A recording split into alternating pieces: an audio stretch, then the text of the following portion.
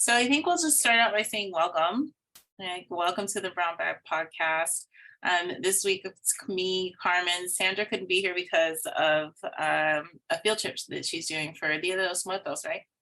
Is that what's happening? Yeah. So thank you guys for joining us. We have Michael Thompson and Lakeisha Stewart.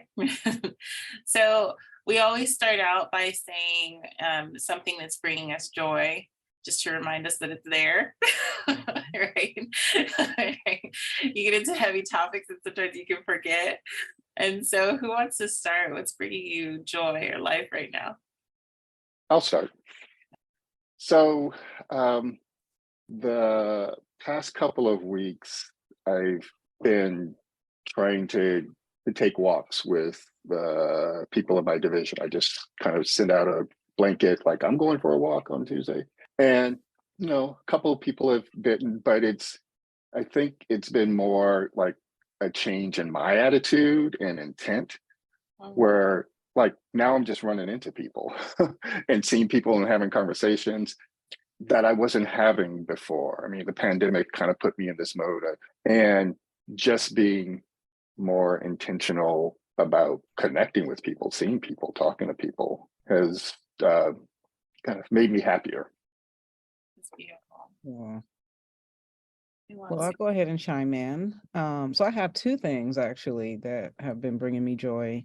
One just dropped yesterday, which is totally related to Chabot's campus. I was featured as the alumni student for general counseling. Nice. So cool. So I was super excited about that. Very honored and humbled to be chosen. And so that's definitely bringing me joy. When I heard I was chosen, I was just like, who did that?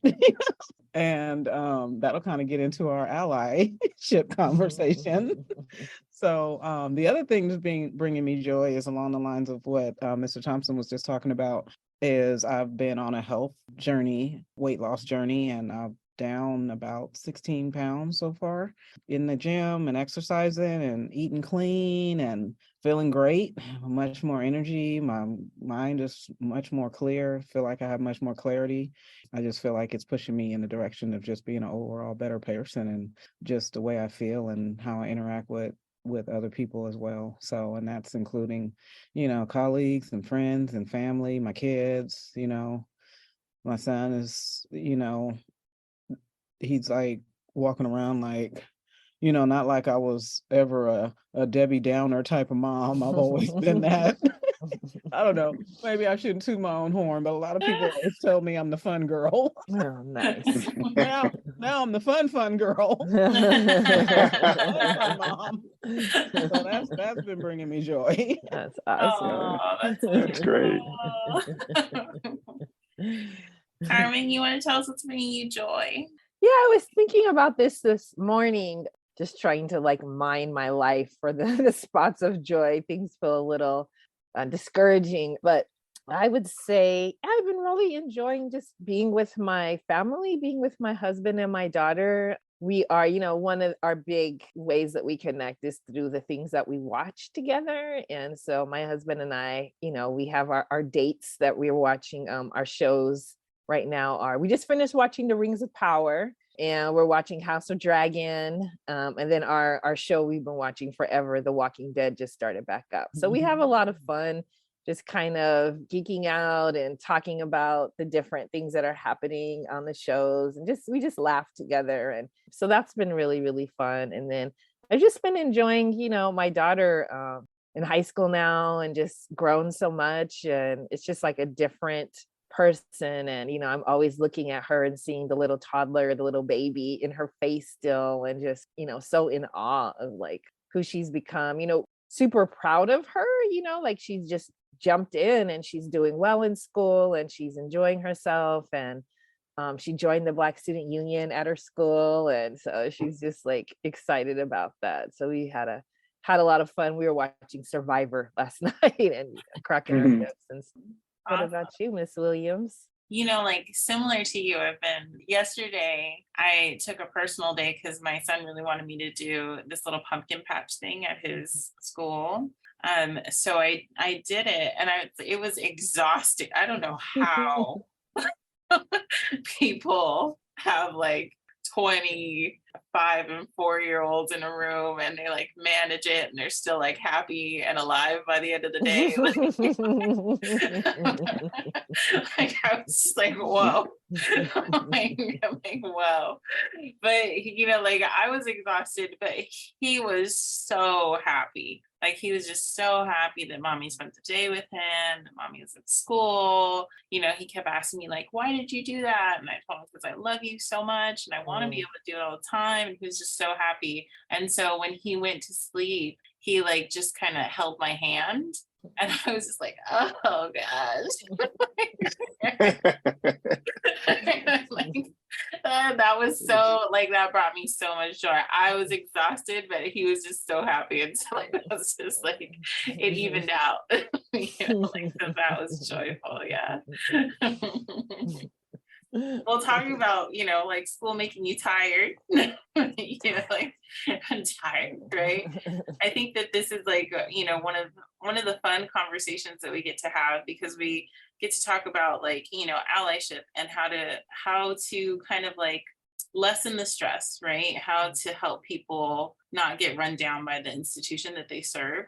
And then ultimately, like when you help people do that, you help people do a better job for the people we're trying to help most, which are students. So Carmen, I was going to just ask you, because we started, you know, like thinking about doing this series on, you know, like Black faculty and staff and students, right?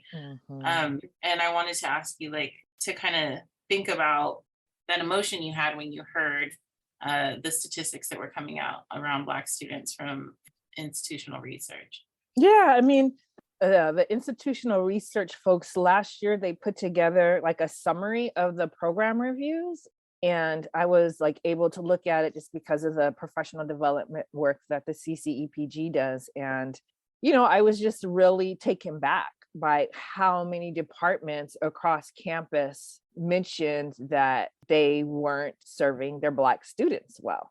You know, and all of them, in, you know, some departments, it was Black and Latino students, some it was Black and Pacific Islander, but everybody talked about Black students, that they were struggling and serving them well. And, you know, and I've been here for like 16 years, and I just feel like it's always been like that. It's always been that Black students are the ones that, you know, have the lowest success rates, you know, low success rates in all these different divisions, and then just across the board. And I just feel like I don't know, it's even hard to talk about, because after 16 years, it feels like we've just accepted it. People don't get upset about it. People aren't riled up around it. You know, it's just like, oh, well, like that's, you know, and it almost just feels like people think there's some pathology to it, like that it's just Black students are X, Y, and Z, whatever's in their head. And I feel like, you know, part of how the CCEPG even got born was Kristen and I looking at the data for the English department and seeing that we were not serving Black and Latino students well, and we started that first FIG, you know. So I feel like, you know, there's these pockets of people taking responsibility for it. You know, Emoja takes responsibility for it. The people that are working in the BCRC, but I feel like everyone should be taking responsibility for it, because Black students are in all of their classes. So, you know, part of why we're doing this series is to just bring this issue back to the surface again, and, you know, talk to folks that are in there doing the work, and thinking back to, you know, that moment after George Floyd was murdered, where we were so galvanized as a campus. You know, we were having all these meetings and talking and town halls, and the, you know, 10 by 10 got built. And then now what? I mean, and I know, Monique, you've mentioned before, just like how many feelings people have about even having that DEI standard in the contract. Right. You know, it's like, so are you saying that you're comfortable with Black students failing your class? You know, and I wish people would just say that. I wish they would just say, like, I actually don't care. Because when you're not willing to, you know, get some equity, professional development, when you're not willing to look at your teaching practices, that signals to Black students and students furthest from opportunity that you don't care. So hopefully, you know, through this conversation, we can raise some consciousness, and maybe people will take it on again. And if you have an intention to be an ally, hopefully like listening to some of these conversations would tell you that you have to like stop not caring, like that the idea that like, oh, I'm just not going to get in the way of that is not enough, right? To say that like I'm not going to stop that, or if I ever hear about that, I'm going to be positive about it or something like that, like that's not enough. It takes an active, like position, and also a constant assessment of your own kind of like behavior, your own kind of like role that you play in it. So I really appreciate you two joining us for this conversation, because it's not an easy one, right? But it's also one that both of you have been having with a lot of people for a very long time, right? Like, so it's not a new one either. Like if you guys can tell us a little about yourself, and then just maybe we can just have a conversation about what are the do's and don'ts of being an ally. And before we do that, I'll just say that like, of course our focus is to be better for the students, but it's that thing that if you have people walking around feeling sick by the way in which the institution has treated you, that's not good for the students. So if faculty members of color are feeling like they don't have allies in the work that they do, they get burnt out, exhausted, and then just start kind of, sitting in their office, hiding from the institution, or walking away from the institution and doing their work elsewhere, right? We've seen that too. And so we thought it was really important to talk about what does it mean to be an ally to staff here. So whoever would like to start. Oh, so I was just going to say, so I'm Lakeisha Stewart, and I am an alumni of Chabot, and started at Chabot, I think in about 2016, I think it was 2015, maybe fall of 2015 or 16. And just took a couple classes. I was an older student returning out of high school after like 2 decades, literally like 20 years out of high school. I just wanted to take a few classes, to occupy my time when my kids are at school. And then, I took a women's health class first, and it was like, I only took like 6 units my first semester. And then I had an SCP done with general counseling, and they were like, you can do full course load, you're doing great, so I did that. And then like literally the next semester, I was welcomed into Umoja. I was introduced by Shalopi. I was literally in classes, I think in the next couple days, because it was like the beginning of the new semester. She's just like, hey, have you heard about Umoja? And I was just like, what's that? And so I was like immediately welcomed into the community. And just to say that beforehand, I was just coming to class, showing up, really not knowing how to navigate around the campus, or I was doing fine in the classes, but I just didn't have a connection with the campus at all. I was just coming to class and leaving. And then when I found Umoja, it was just like this whole, community of people, first of all, that look like me and, can definitely, relate to me as a person of color. And I was just really in awe and in amazement that was actually a program like this. And immediately like just took off in the program. Miss Williams was actually my first Umoja teacher, my English teacher.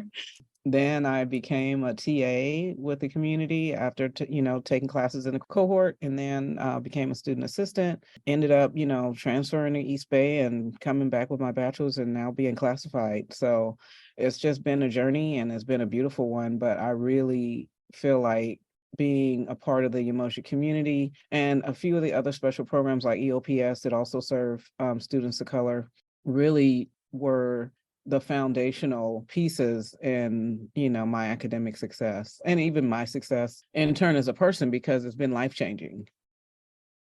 I'm Michael Thompson. This is my 20th year at Chabot. Wow. Holy crap. And I teach African American and American history. I teach in the Umoja program. I've been involved in equity work. I've facilitated FIGs around online teaching and grading, and given workshops on Canvas and lots of different tools.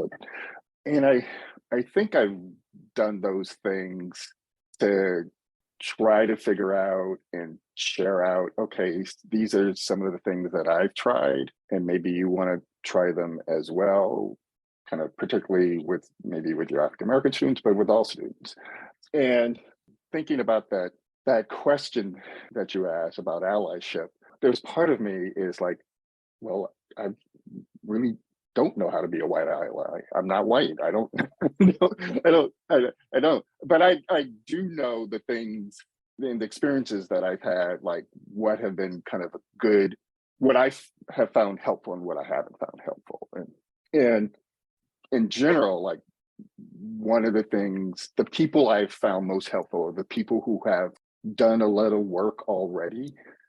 Don't expect me, well, teach me how to, it's like, if I had, or the answers to all those questions about like, success rates and stuff like that, it's like, I would have written that book.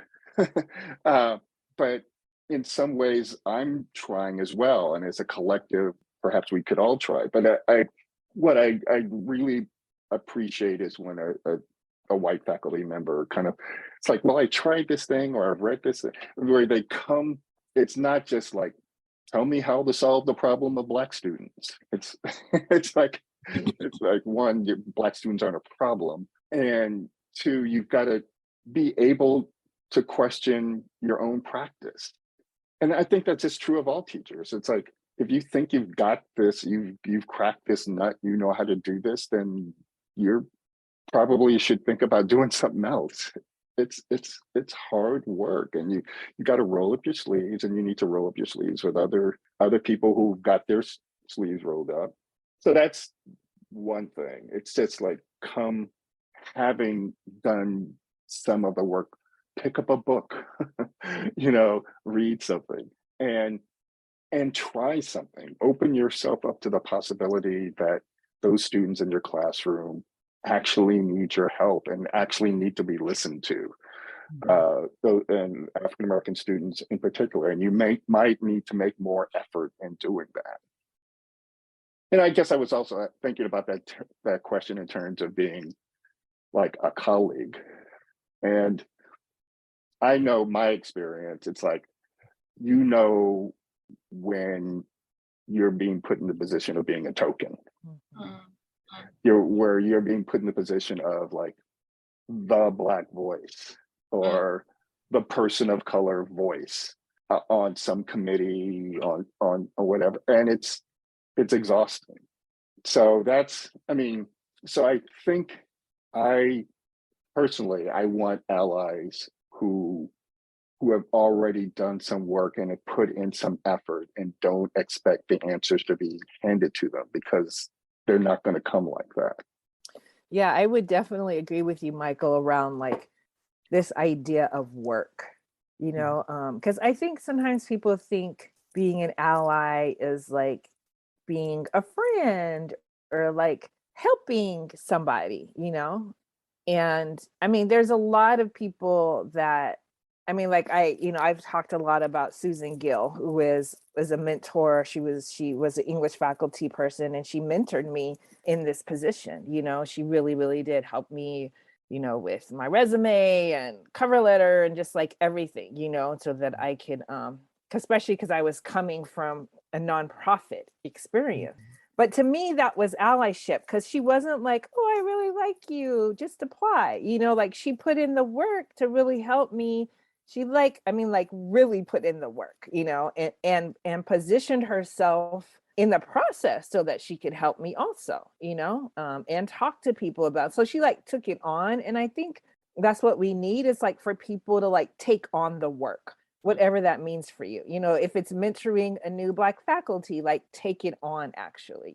If it's trying to, help the Black students in your classic seat, take it on. Don't just think like, oh, I'm nice to them, I speak to them, I smile at them, I'm being an ally. Like, that's actually nice. And it's great to be welcoming, but like to actually take on the work, read the books, go to the workshops, go to the sessions, look at yourself. One thing that we, I think as hurt and traumatized as Black people are by racism and the anger that we have about racism, it actually really doesn't help us when white people just feel guilty and bad about themselves. Right. Right? Because when you're acting from that place, then that's when you start tokenizing people. Then that's when you just be nice, right? Inherently, there's nothing wrong with being white. You know, there are policies and practices and things that people did, you know, out of white supremacy, but there's nothing wrong with having white skin, you know, and own the privilege that you have, you know, and do something with that privilege that's about justice and about equity and equality and what's right.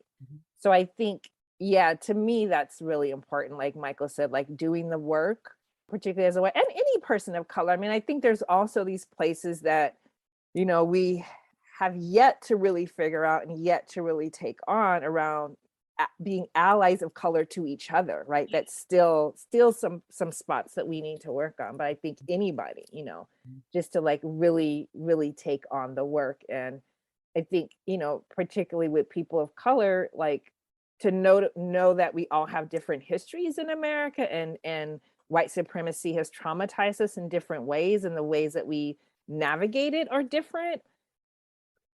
I think that a great do that I've experienced around campus with some of my white allies as colleagues is listening, is being heard. Mm. I really have appreciated some of them just hearing me, and on the flip side is the don't like hear me and be in a condescending kind of way, especially coming from the pathway of being a student to a student assistant and now being a classified is like, don't try to coddle me or, you know, try to pacify me or come at me kind of condescending, you know, in a way of when I'm quote unquote being heard, you know. So that is one thing that I have very much appreciated. And then also take them to listening because of things that I voiced that could be better around campus for us or for us as classifieds, us as staff members, and even as you guys as faculty, people of color, and also our students, is taking that here and then putting it to action. Because I've literally seen a faculty counselor, Justino, love him. He has written grants about getting more Black students hired, getting more positions open in spaces where Black students can be hired and actually be working on campus and being paid, and, you know, going through these different pathways. Like his peer guide group started out with mostly Umoja students as being paid student assistants working through the pandemic. And so that allowed us to still be able to have a paycheck at home. So taking those things where, you know, he was hearing us in those meetings, like, the faculty and the staff, they're definitely taking their paychecks and they're working online, but we need that also for our student assistants. We need to create a space for where we can be able to work at home. And they created that whole Cranium Cafe. Mr. Thompson, you were a part of that, to where we could sit on our laptop and still serve students from home. You know, and that was, I know, also a great help to the staff and the faculty, because we were kind of the entryway for the students to get to the different departments that they needed help from. Well, I think like both you, Lakeisha, and you, Carmen, raised this really good point of like, of not only listening, but taking that information and acting on it, of actually trying to create change is really, really important.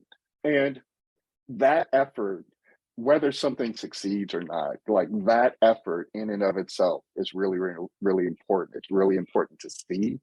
It's really important, I think, for students and faculty of color and students of color, classified professions, to see, just see that effort, that kind of authentic effort in trying to affect change. Because there's, you know, I mean, how many of listening sessions have we each gone to? How many, you know, oh, that sounds so terrible. How many, I mean, and they're called different things, right? But I mean, they're basically, you know, these showcases of pity. and I said, okay, you've heard these, you know, we've each been on this campus for multiple years. We've heard these stories. Okay, what are you actually going to do? Or what are you willing to help do? we started with these numbers, these like success rate numbers. It's like, what are you going to do? I mean, Emoja's been on campus for decades, right? Has there been like a department or division who says your rates are good or better? What do you all do? Mhm. I would find that really, really. Right. I'd be curious about that, right? Mhm. It's like, what are some of the things you do? Maybe they can translate to what we do in the classroom, or we could experiment with that, or so. I mean, just taking active steps. It's like nobody has cornered the market on ideas, Mhm. but try something. Yeah.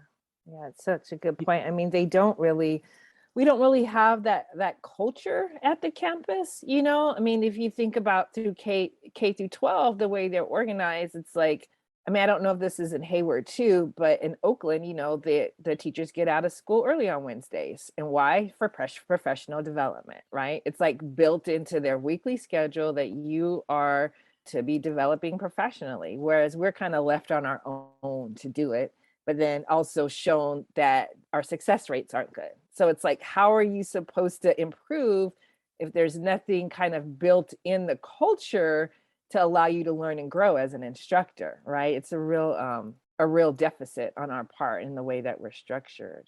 But I also wanted to add, just in regards to like being a good ally, is also just speaking up.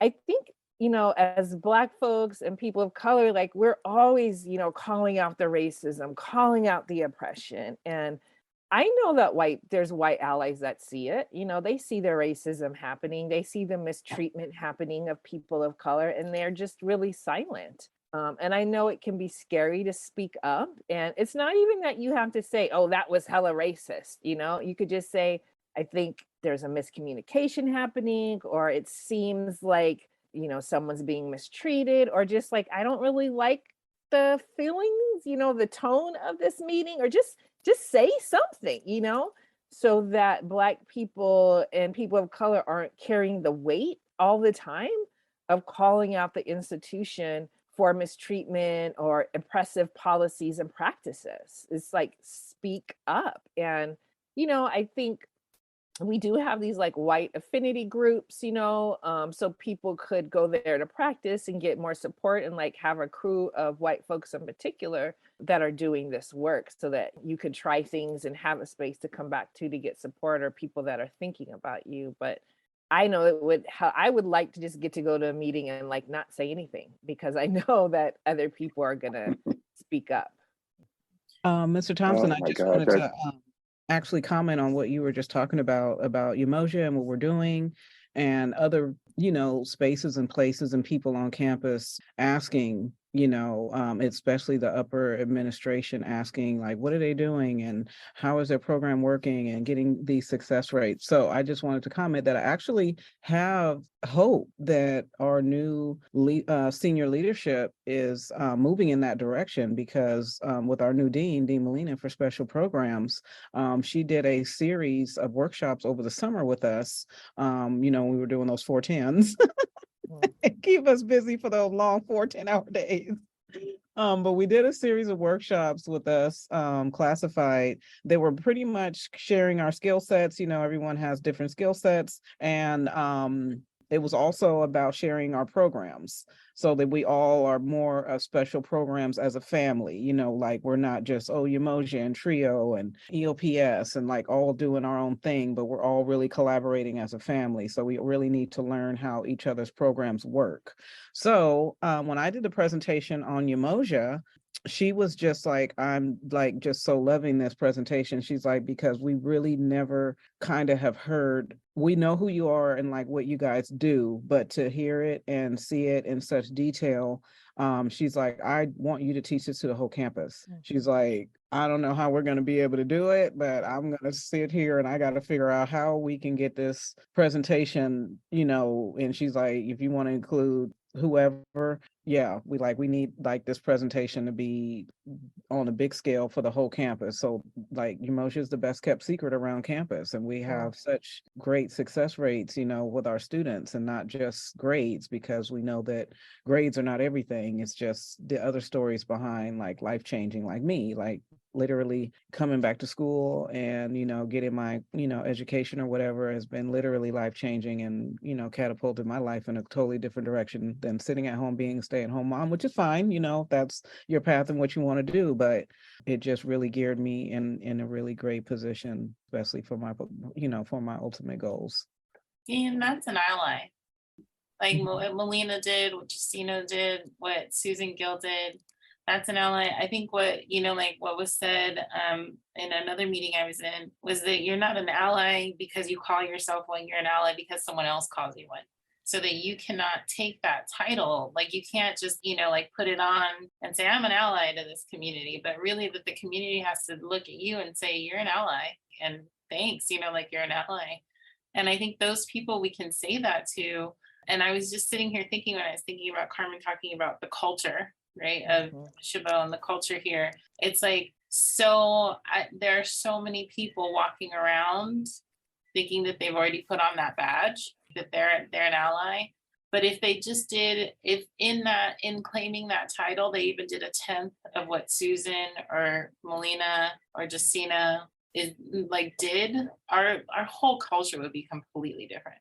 Like our campus would be completely different. And it's like, but because they don't, because those people claim that and then they don't, one, there's like a disconnect between what's the reality on this campus and what we're claiming, right?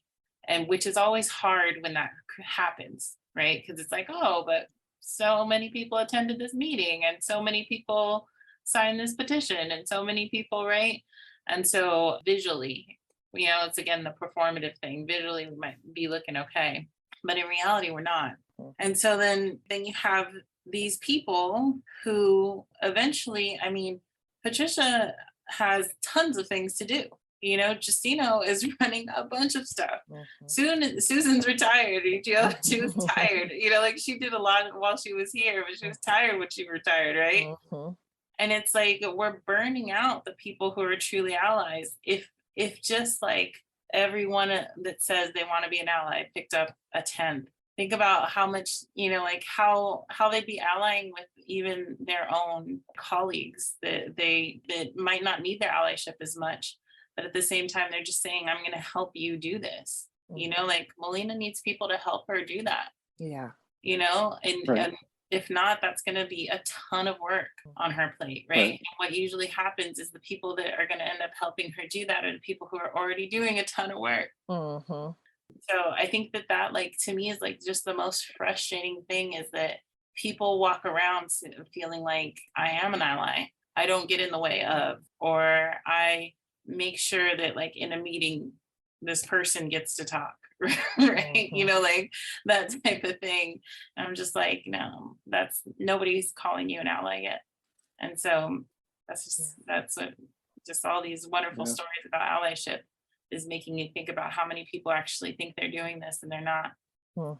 Well, and the people who are doing, like the people that you've named, and it's like they're in a way trying to swim upstream, right? Because the structure of the college isn't to do, like Carmen, that you pointed out, what they do like on Wednesdays and in schools. Like we're actually going to talk about how to serve students, how to teach, how to help them fill out a financial aid application, whatever, how to counsel.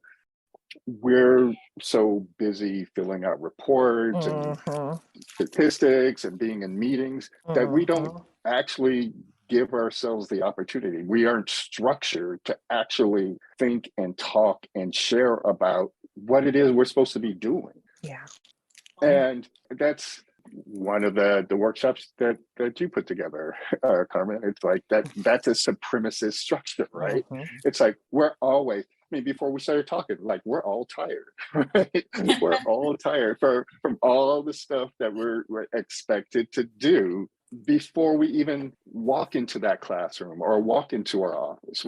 Because not only are we expected to do all these things that kind of keep the institution moving and accredited and all that stuff? It's like we're expected to do this extra stuff because we want the students that we serve to succeed. And the fact that that stuff is viewed as extra stuff and not just like, no, that's if it actually was viewed as part of our job description. No, you're a good teacher, but we're gonna provide you with the tools to make you better, to reach those students that you're not reaching right now. We don't do that. And if we do that, it's another instructor doing it Right.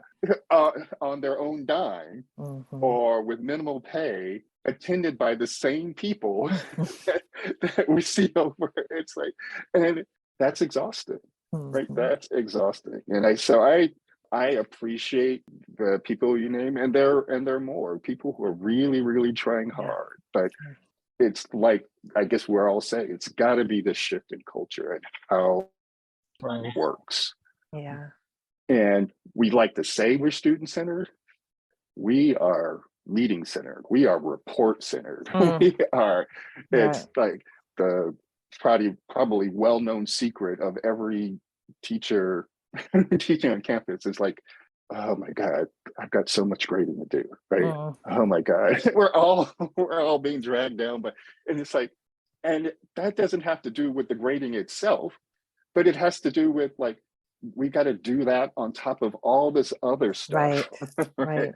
All this stuff that doesn't seem really connected to why we were hired. Right. Yeah. So we're pretty much out of time, but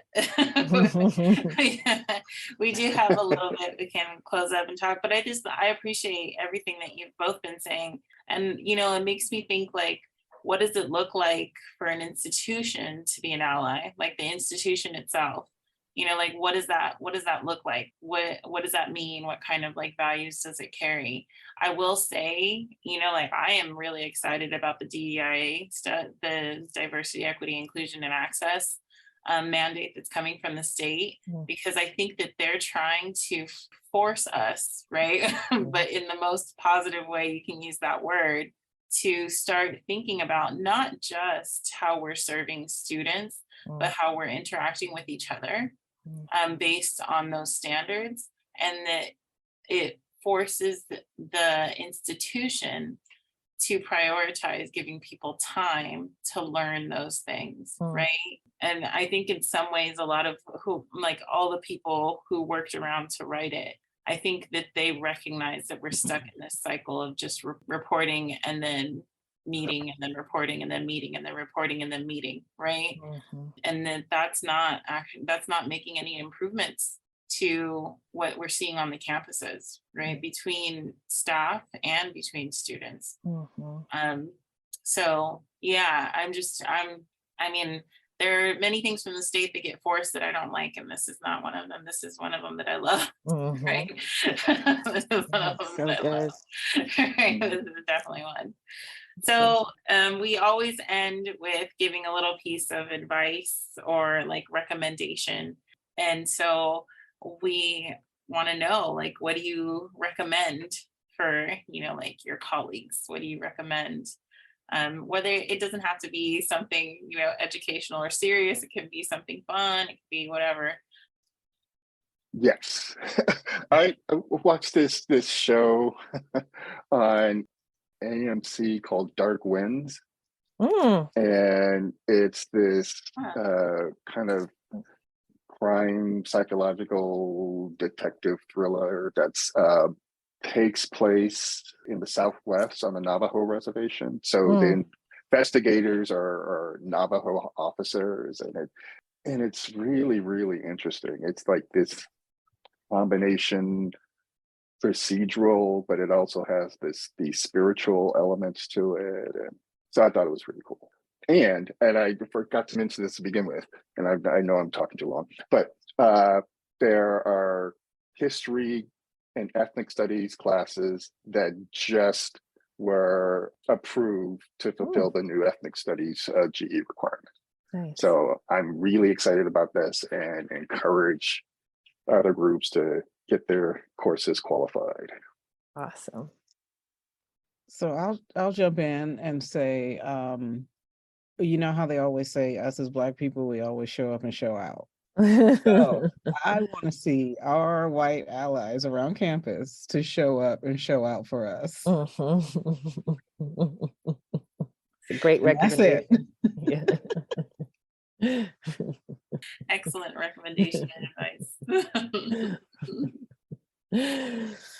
Well, I don't know. This might feel like an odd recommendation, but I've been doing all this like work learning about trauma, and I just really recommend people learn about trauma. Not only like your own trauma, but just how trauma affects the brain, how it affects the body, what it looks like on other people. I've just found it like super helpful and very healing to understand the impact of trauma, and to can just consider how all of us have gone through trauma. And I feel like kind of understanding that has allowed me to have more compassion for myself and compassion for other people. So yeah, I just recommend people check out like trauma informed teaching, or just learning more about trauma. I'm like tossing between like a recommendation that's just like, hey, just go have fun. I would say like go to Half Moon Bay. We're so close. Like go there. But also I'm reading from a native daughter, and it's all about like the Hawaiian Islands and reclaiming the right to sovereignty. And what's super interesting, I've just started it, but what's really, really interesting is like this idea of like, what does it mean to take over a place peacefully, right? I put peacefully in quotes because it's like there wasn't straight up like a bunch of killing and war, but there was like all of these kind of legal thing, government, manipulation, persuasion, putting in place certain kind of rules, restrictions, taking advantage of the fact that people were on an island, they couldn't get off, like all of these things that look like, oh, Hawaiians just wanted to be part of the United States. It made sense, right? Like they're happy about our tourism and everybody, obviously it wasn't a big old war to make the, like a part of us, and so like it's kind of just very, very interesting to read, even just the way in which like in a short amount of time they had so many different kings that were, because the US was pretending to still like care about their way of ruling, right? But each one of them was introduced to some sort of some sort of disease that they couldn't fight, right? And it's like, so they just kept having turnover after turnover, right? Because their monarchies kept passing away.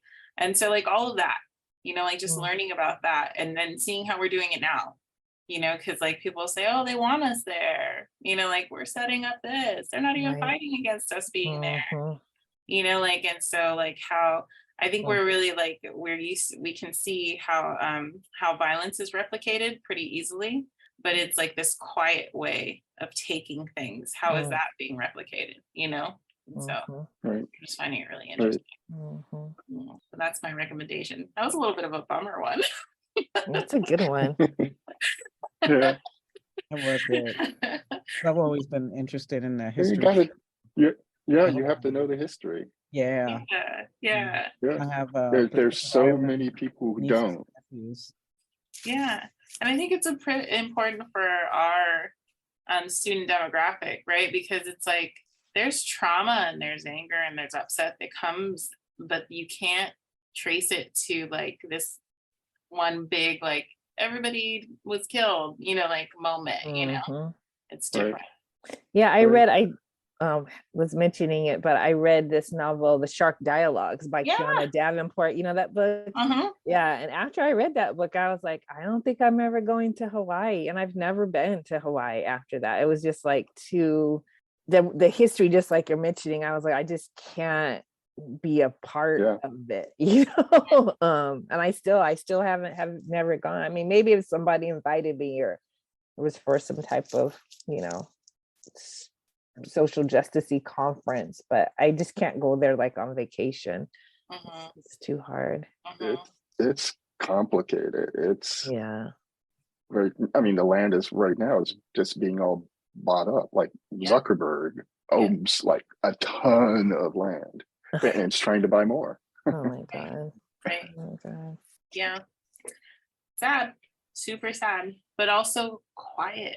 Like Right. this quiet takeover of people. It's just, like it's not quiet to the people, but just so kind of like silent in our world. It's Yeah. the new Right. colonialism. And the new colonialism, right? Yeah. Yeah, it's Right. like they figured something out there, right? They're like, we'll Like that just- where you can't see. Right. Just give you a Right. TV, right? Exactly. Right. Right. I'm gonna Yeah. So thank you guys so much. Really appreciate it.